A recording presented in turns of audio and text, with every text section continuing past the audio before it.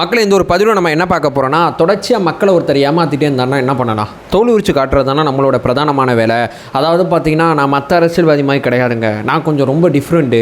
நான் இதை பற்றிலாம் பேசுவேன், ஆடு மாடு பற்றி பேசுவேன், மரங்களை பற்றி பேசுவேன். அடுத்த மாநாடு நீரை பற்றி ஏதோ பேச போகிறான். இந்த மாதிரி பல்வேறு விதமான மாநாடுகளை நடத்தி நான் இங்கே இருக்கிற அரசியல்வாதிகளை தாண்டி நான் வேற ஒருத்தன் அப்படிங்கிற ஒன்றை ப்ரூவ் பண்ண ட்ரை பண்ணுறார். ஆனால் இதெல்லாம் தோல்வியில் முடிஞ்சால் எப்படி இருக்கும்? அதாவது ஆடு மாடு மேய்க்கும் போராட்டம் தடையை மீறி அப்படிங்கிற ஒரு போராட்டம் நடத்தினார். இந்த போராட்டம் பார்த்தீங்கன்னா தவறு அப்படிங்கிற ஒரு வார்த்தையை தான் நம்ம முன் வச்சிருந்தோம். இதில் ஒரு 3 மிஸ்டேக் இருக்குது. அடுத்தடுத்த விஷயங்கள் செய்யும் போது இந்த தப்பை அவாய்ட் பண்ணிங்க அப்படிங்கிற ஒரு வார்த்தையை பதிவு செஞ்சுருந்தோம். அதற்கு நாகரிகமாக அந்த வீடியோவில் நம்ம சில விஷயத்தை பேசியிருந்தோம். நாகரிகமாக எனக்கு பதில் சொல்லியிருக்கலாம், அல்லது என்னை கடந்து போயிருக்கலாம், போடா அவனே போடா இவனேன்னு என்னையை திட்டிட்டு போயிருக்கலாம்.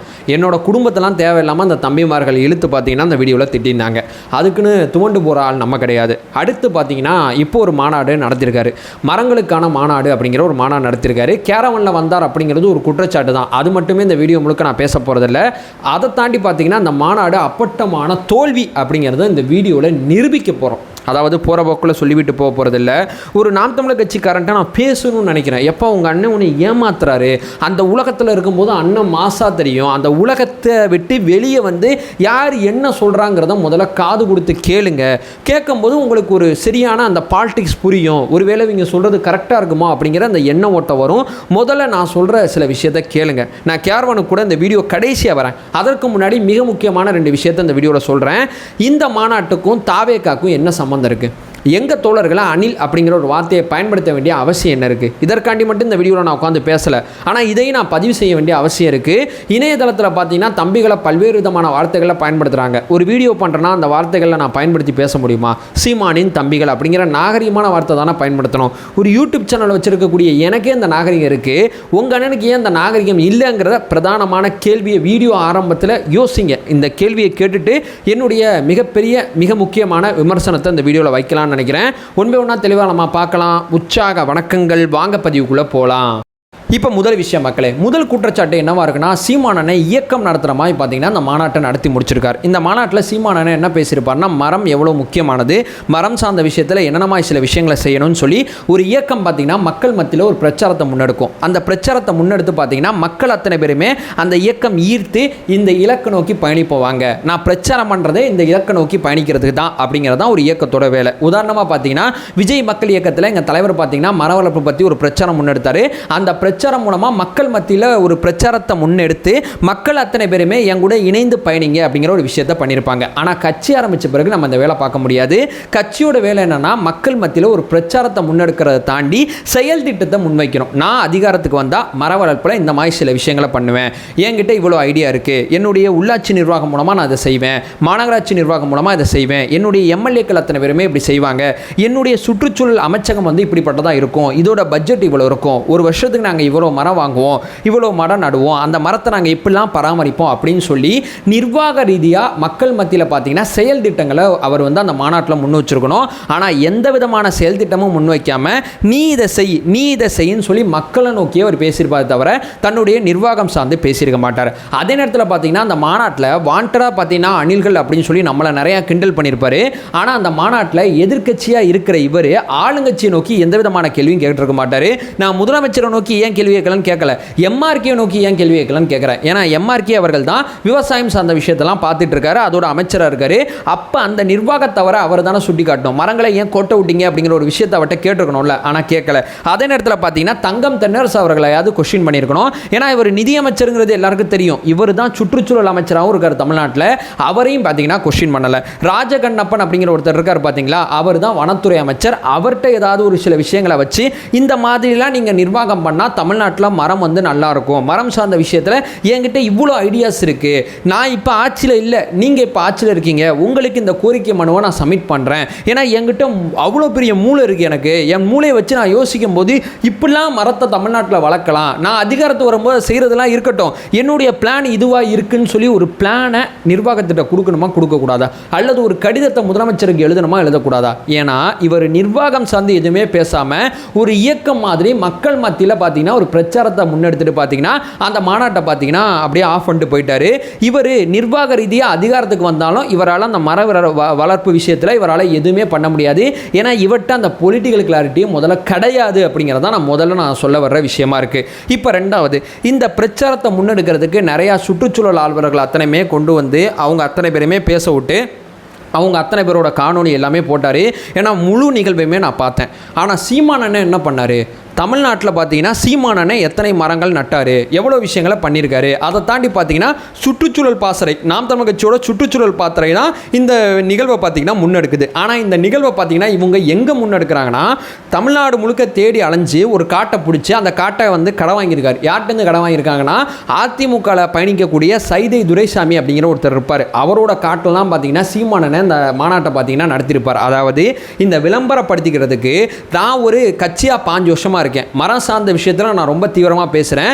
நான் ஏதாவது பண்ணி தமிழ்நாட்டில் பார்த்தீங்கன்னா இயக்கமாக இருக்கும்போது அல்லது கட்சியாக இருக்கும்போது நான் இவ்வளோ விஷயங்கள் மரத்துக்காண்டி செஞ்சுருக்கேன். என்னுடைய மரத்துக்காண்டி செஞ்ச இடத்துல இந்த மாநாட்டை நான் போடுறேன். நான் ஆல்ரெடி 10 விஷயம் பண்ணிட்டேன். 11ஆவதாக என்ன பண்ணணுங்கிறது இந்த மாநாடு பேசும் அப்படின்னு சொல்லி சீமான் அண்ணன் பேசியிருந்தாருன்னா அது நியாயமாக இருந்திருக்கும். தன்னுடைய சுற்றுச்சூழல் பாசறை மூலமாக எதுவுமே பண்ணலை, தாவும் எதுவுமே பண்ணலை. ஒவ்வொரு வருஷமும் தான் என்ன பண்ணோங்கிறத ஆவணப்படுத்தலை. இந்த மாநாட்டில் நிறைய காணொலி போட்டிருப்பார். அவர் வந்தார், இவர் வந்தார், இவர் வந்து இவ்வளோ விஷயங்கள் பண்ணார், அவர் வந்து அவ்வளோ விஷயங்கள் பண்ணார்னு சொல்லி ஏகப்பட்ட காணொலி போட்டிருப்பாரு. சீமான் அண்ணன் என்ன பண்ணார், ஏதாவது ஒரு காணொலி போட்டாரா? ஏன்னா அவர்கிட்ட பார்த்தீங்கன்னா எந்த விதமான விஷயமும் கிடையாது. தமிழ்நாட்டில் பார்த்தீங்கன்னா அந்த காணொலி அத்தனை பேருமே போட்டவங்க மரத்துக்காண்டி ஏதாவது செஞ்சுருக்காங்க. செஞ்சதுனால தான் அந்த மாநாட்டுக்கு கூப்பிட்டுருக்கீங்க. நீங்கள் எதுவுமே பண்ணாமல் விளம்பரத்துக்காண்டி பார்த்தீங்கன்னா அந்த மாநாட்டை முன்னெடுத்திருக்கீங்க. அதுவும் இந்த மாநாடு வேறு யாரோட இடத்துல காடு இருக்குன்னு பார்த்து, அண்ணே லைட்டாக ஒரு மாநாடு போட்டுக்கிறேனே, அண்ணே கொஞ்சம் சைதை துரைசாமி அண்ணே கொஞ்சம் அந்த காட்டை மட்டும் கொஞ்சம் கொடுத்து விட்டிங்கன்னா கொஞ்சம் நல்லா இருக்கும்னு சொல்லி அவர்கிட்ட பேசி இலவசமாக அந்த இடத்துல பார்த்தீங்கன்னா சீமான் அண்ணன் விளம்பரத்துக்காண்டி ஒரு மாநாடு போட்டிருக்காரு. முதல்ல பார்த்தீங்கன்னா நிர்வாக ரீதியாக எந்த விதமான ஐடியாவும் கிடையாது. ரெண்டாவது பார்த்தீங்கன்னா இந்த மாநாடுங்கிறதுல தான் வந்து தன்னுடைய சுற்றுச்சூழல் பாசறை மூலமாக இப்படி ஒரு விஷயத்தை மரத்துக்காண்டி முன்னெடுத்திருக்கேன் அல்லது தான் முன்னெடுத்திருக்கேன். அந்த இடத்துல நான் 10 விஷயம் ஆல்ரெடி கட்சியாக இருக்கும்போதே தமிழ்நாட்டில் பண்ணிட்டேன்பா, நான் அதிகாரத்துக்கு வந்தால் இன்னும் நிறையா பண்ணுவேன் அல்லது அதிகாரத்தில் இருக்கிறவங்கள பண்ண சொல்கிறதுக்காண்டி இந்த மாநாடு போடுறேன்னு சொல்லி ஏதாவது ஒன்று பண்ணியிருந்தாருன்னா அது இன்னும் நல்லா இருந்திருக்கும். இது ரெண்டுமே இல்லாமல் பார்த்தீங்கன்னா ஏதோ ரைட்டு பார்க்க ஒரு மாதிரி இருக்கும், 10 கட்சி மாதிரி நம்ம இருக்க வேணாம், நம்ம ஒரு பெரிய ஏதோ ஒரு வார்த்தை சொல்கிறாரு, அந்த வார்த்தை அடிக்கடி மறந்து போயிடுது, உயிரின ஆர்வலரா ஏதோ ஒரு வார்த்தை சொல்கிறாரு. அந்த மாதிரி ஒரு ஆளை நம்ம வந்து காட்டிக்கிறதுக்காண்டி பார்த்தீங்கன்னா இப்படி ஒரு மாநாடை நடத்தி விடுவோம் அப்படின்னு சொல்லி அப்பட்டமான விளம்பரத்துக்காண்டி இந்த மாநாடை போட்டிருக்கார் அப்படிங்கிறது என்னுடைய பிரதானமான 2வது பாயிண்டாக இருக்குது. அதாவது 3வது பிரதானமான விஷயத்துக்கு வரேன். எங்கள் தலைவர் பார்த்தீங்கன்னா கேரவன் பயன்படுத்துவார். எங்கள் அத்தனை பேருக்குமே தெரியும். கேரவன் அப்படிங்கிறது ஒரு பாதுகாப்பு, ஒரு தலைவருக்கான ஒரு பாதுகாப்பு. அது மட்டும் இல்லாமல் ஒரு தலைவருக்கான ஒரு ப்ரைவசி. இவ்வளோ தான். அதை நம்ம விமர்சிக்க வேண்டிய அவசியம் கிடையாது, தேவையும் கிடையாது. எங்கள் தலைவர் சினிமாவில் சம்பாதிச்சு உழைச்ச காசில் பார்த்தீங்கன்னா கேரவன் பயன்படுத்திக்கிட்டு இருக்கார். இன்றைக்கி உங்களோட மாநாட்டில் அதுவும் காட்டுக்குள்ளே கேரவன் எடுத்து போகிற அளவு கேரவன் பயன்படுத்துகிறீங்களே, அப்போ இவ்வளோ நாள் நீங்களும் பயன்படுத்திட்டு இருந்திருக்கீங்க, எங்கள் கண்ணுக்கு தெரியல. தற்சார்பு பொழுதாரம் பேசுறது, அடுத்தவன் கேரவன் பயன்படுத்தும் போது பார்த்தீங்கன்னா சாட்டையிலேருந்து ஒரு வீடியோ போட்டு விடுறது, கேரவன் பரிதாபங்கள், கேரவனை பயன்படுத்துகிறாங்க, கேரவன்லேருந்து ப்ராக்டிஸ் பண்ணுறாங்க. அப்போ கேரவன் அப்படிங்கிற ஒன்றை நீங்கள் விமர்சனம் ஆக்குனீங்கன்னா அப்போ நீங்கள் பயன்படுத்தும் போது நாங்கள் என்ன பண்ணுவோம்? ஒன்று நீங்கள் பயன்படுத்தாமல் இங்கே பாருங்கள் சொகுசு வாழ்க்கை வாழ்கிறாங்க, அதை பண்ணுறாங்க, இதை பண்ணுறாங்கன்னு 10 வார்த்தை பயன்படுத்தலாம். நீங்களும் பயன்படுத்துகிறீங்க, எங்களையும் பார்த்தீங்கன்னா ஏன் பயன்படுத்துறீங்கன்னு சொல்லி எங்களையும் கொஸ்டின் பண்ணுறீங்க. என்ன தான் ஏன் உங்கள் அரசியல்? 2 லட்ச ரூபா வீட்டில் இருக்கீங்க, கேட்டால் நிறைய பேர் சீமான் அண்ணனை பார்க்க வருவாங்களாம். சீமான் அண்ணனை பார்க்குறதுக்கு கட்சி ஆஃபீஸ் பெருசாக இருந்தால் பத்தாதா? வீட்டுக்கு தான் பார்க்க வருவாங்களா? இது எனக்கு புரியல. எளிமையாக இருக்கிறவர் 2 லட்ச ரூபா வீட்டில் இருந்துக்கிட்டு கேட்டால் வீட்டுக்கு கட்சிக்காரங்க நிறைய பேர் வருவாங்களாம். எனக்கு தெரிஞ்சு கட்சிக்காரங்க எங்கே வருவாங்க அதிகபட்சம்? எப்போ இதான் என் ஆஃபீஸுக்கு வா பார்த்துக்கலாம். ஆஃபீஸோட வாடகை 5 லட்சம் கூட இருக்கட்டும், எந்த விதமான பிரச்சனையும் கிடையாது. வீட்டை பெருசாக்கிவிட்டு 2 லட்ச ரூபா வாடகை கொடுத்துவிட்டு ஒரு காரணம் சொல்கிறீங்க பார்த்தீங்களா? சொகுசு வாழ்க்கை தேவைப்படுது, போடுற காஸ்டியூம் அத்தனையுமே பயங்கரமாக இருக்குது. மாடி மேய்க்க கூட நீங்கள் என்ன காஸ்டியூமில் போடுறீங்கிறது நல்லா தெரியுது. தற்சார்பு பொழுதாரம் பேசிக்கிட்டு இந்த வேலை பார்க்குறது, சொகுசு வாழ்க்கை வாழ்ந்து விட்டு அடுத்தவன் சொகுசு வாழ்க்கை வாழும்போது பார்த்தீங்கன்னா அதை கிண்டல் பண்ணுறது. எங்கள் அண்ணன் உழைச்சி சம்பாதிச்ச காசில் சொகுசு வாழ்க்கை வாழ்ந்துக்கிட்டு இருக்காரியா? உங்களை மாதிரி பார்த்தீங்கன்னா நான் அந்த வார்த்தையை பயன்படுத்துவேனான்னு நினைக்கிறேன். நிறைய பேர் பார்த்தீங்கன்னா நம்பி அந்த காசை கொடுத்துக்கிட்டு இருக்காங்க. கட்சி ஆஃபீஸை பெருசாக கட்டுங்கய்யா, அங்கே வந்து உங்களை சந்திக்கிறதுக்கு ஏராளமான வாய்ப்பை ஏற்படுத்தி கொடுங்க. கேரவனை பயன்படுத்துறீங்களா? தாராளமாக பயன்படுத்துங்க. அது உங்கள் சீமானனோட ப்ரைவசியாக இருக்கும், நிச்சயமாக அவரோட பாதுகாப்பாக இருக்கும். அந்த கேரவனை நாங்கள் சொல்லும் போது இது கேரவன் சொல்லும் போது இது வந்து கேரவன் கிடையாதுங்க, இது வாஷ்ரூம் அப்படிங்கிற ஒரு வார்த்தையை பயன்படுத்தாறீங்க. எனக்கு தெரிஞ்சு ஊர்லேயே 3 பேர் ஒரு வாஷ்ரூம் பயன்படுத்துறது தான் நீங்கள் சொல்கிற அந்த பாலிடிக்ஸில் மட்டும்தான் நடக்குது. அதாவது அந்த வீடியோவில் வரும்போதே நல்லா தெரியும். சீமானனே முதல்ல பின்னாடி வருவார், அதற்கு பின்னாடி பார்த்தீங்கன்னா அவரோட பையன் வருவாங்க, அதற்கு முன்னாடி பார்த்தீங்கன்னா சீமானான ஒய்ஃப் வருவாங்க. 3 பேர் எப்படியோ ஒரு வாஷ்ரூமை பயன்படுத்துவீங்க. முதல்ல வாஷ்ரூம் முதல்ல எப்படி இருக்குங்கிறதுக்கான ஃபோட்டோஸில் எல்லாமே நான் போடுறேன். வாஷ்ரூம் முதல்ல இப்படி தான் இருக்கும். கேரவன் பயன்படுத்துகிறது ஒரு தலைவரோட ப்ரைவசி, ஒரு தலைவரோட பாதுகாப்பு.